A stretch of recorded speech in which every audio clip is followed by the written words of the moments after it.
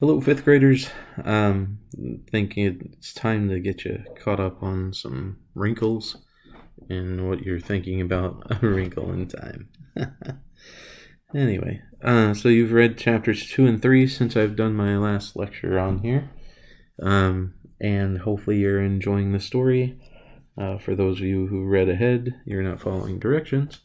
But it is a really good story.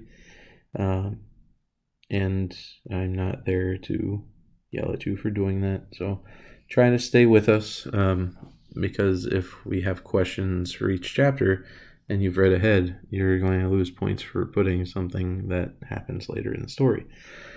So first I want to cover some main ideas in this story and major themes and ideas that are already present. So in chapter 2, we get to see nonconformity, and that was one of your vocab words, nonconformist. Conforming is when you fit in, so nonconforming is when you're different and you don't care if you're accepted or that you're not meeting the standards of what others hold you to, as far as what society expects you to be like. So in our story, Meg is one who isn't conforming to what school is expecting her to be like. She isn't conforming to what her principal wants her to be like.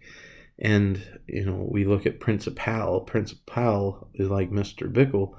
The pal part is not what Mr. Jenkins is.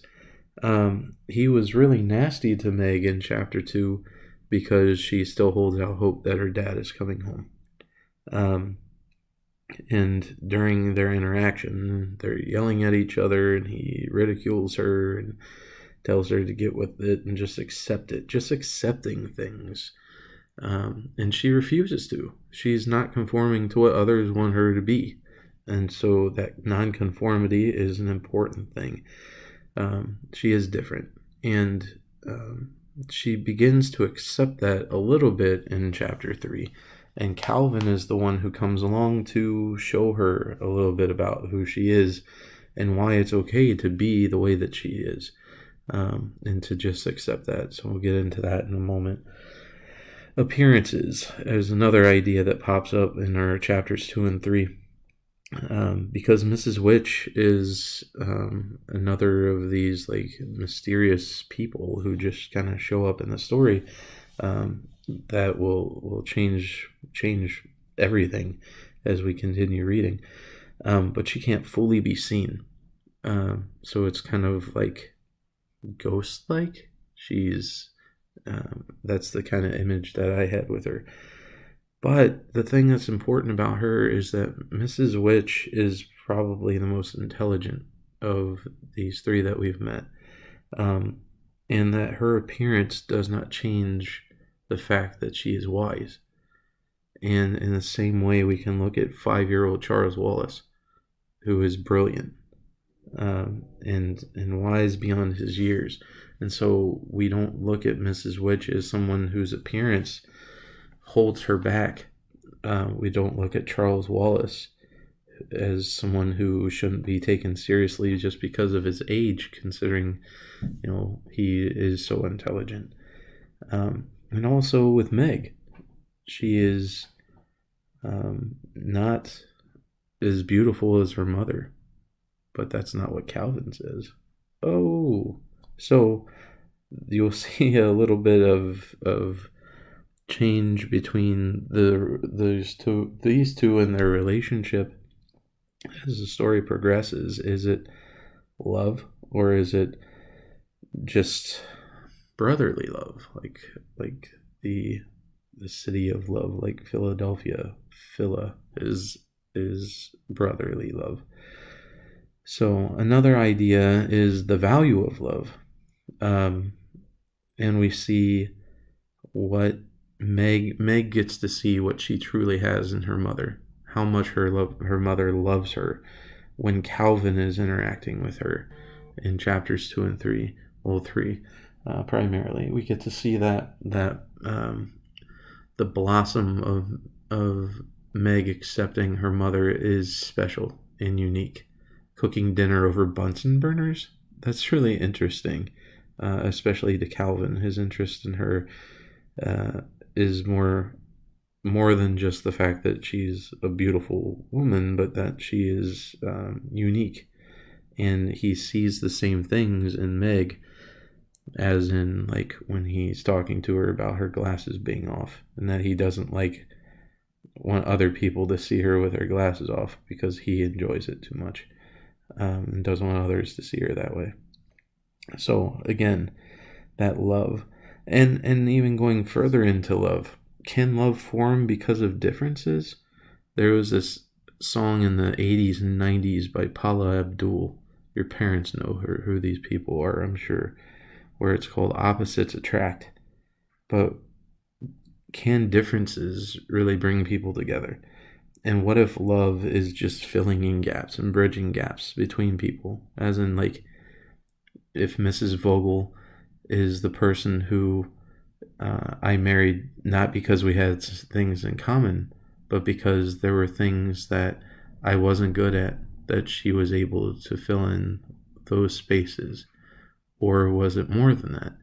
So this story, these people who are coming into the story are kind of like, I don't know, like putty that you're putting into the spaces that are empty around the other characters, and they fill in those gaps. And not necessarily that Calvin and Meg are going to get married, but they need each other. And they're very different, but they still need each other. So we see Calvin talking again about nonconformity. He hated who he was. He hates who he was because he's cool and accepted by people, but he's miserable because he's just trying to be accepted by everybody. With your group, especially this year, just all of the drama that has been going on in your group, so many people are just trying to fit in, and that's what middle school is really all about. It's the worst years of your lives. But Calvin is realizing that he's miserable from trying to fit in, and to an extent that makes Meg, who is a nonconformist, seem like the elite child, because she has been so awkward and so different, and now this handsome, intelligent, athletic kid is saying, "You're lucky that you're the way you are, because I hate the way that I am," because he isn't himself. He can't ever be himself. And he looks at Meg as lucky, not only because of being able to be who she truly is, or not bending to what other people expect her to be, but because of the fact that she's loved at home. And whether she accepted that or not, when we started chapters 2 and 3, Calvin has already influenced the way that Meg behaves and thinks about herself and about her family. And so he is filling in those gaps, and he is building this relationship in a way that it's something special. It's something special to them already. So when we were reading Maniac Miggy, we got to see a boy and a girl, not in like a boyfriend-girlfriend situation, but that they were there for each other, and they cared for one another, and they loved one another in that way. So we'll see if this changes throughout the story. But at the end of chapter 3, this is kind of where we're sitting, and we've got Mrs. Witch, Mrs. Whatsit, and Mrs. Who I did not mention, but going back to Mrs. Who, she speaks through quotes, and she will use foreign language, and as you're reading through that, do the best that you can, because it will say what she said shortly after she said it. So if it's in Hebrew or Arabic or Greek or whatever it is that's confusing, just keep reading, and you'll see what she was trying to say. She'll say who said it, or the country of origin, and then tell you what she was saying.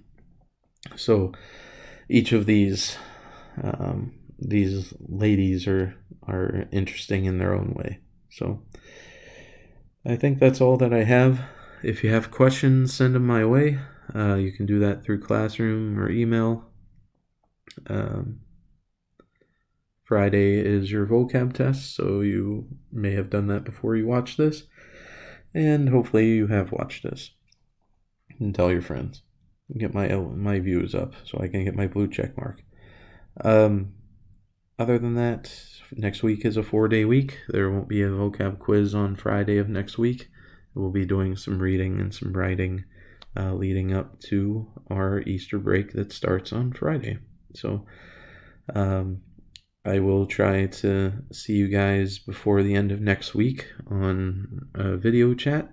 So keep an eye out for that, and hopefully we can do that in a civilized way.